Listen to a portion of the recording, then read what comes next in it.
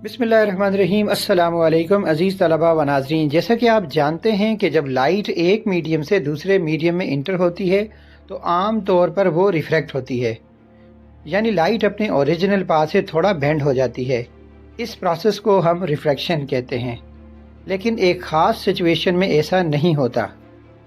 जब light denser medium जैसा कि ग्लास या वाटर से रेयर मीडियम जैसे एयर की तरफ ट्रेवल करती है और इंसिडेंट एंगल एक ख़ास वैल्यू से ज़्यादा हो जाए तो लाइट रिफ्रैक्ट होने के बजाय इसी मीडियम में कम्प्लीटली रिफ्लेक्ट बैक हो जाती है।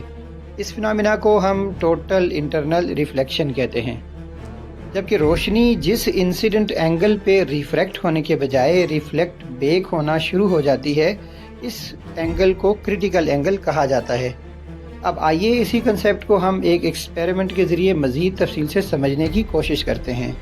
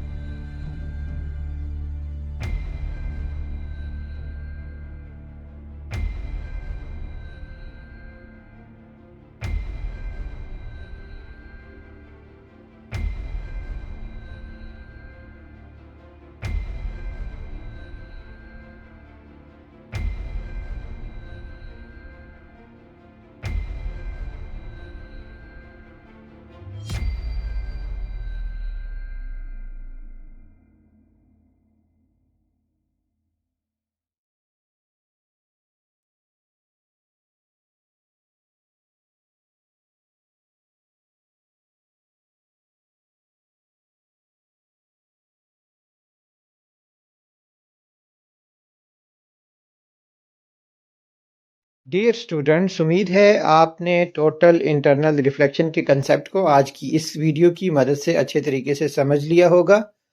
अगर आप फिज़िक्स के बुनियादी कंसेप्ट्स को इस अंदाज में समझना चाहते हैं तो हमारे यूट्यूब चैनल लर्निंग प्लेनेट को सब्सक्राइब कीजिए और बेल आइकन का बटन प्रेस कर लीजिए ताकि आपको हमारी वीडियो के नोटिफिकेशंस मिलते रहें। लर्निंग प्लेनेट और डॉक्टर तंजील की तरफ से नेक्स्ट वीडियो तक खुदा हाफिज़।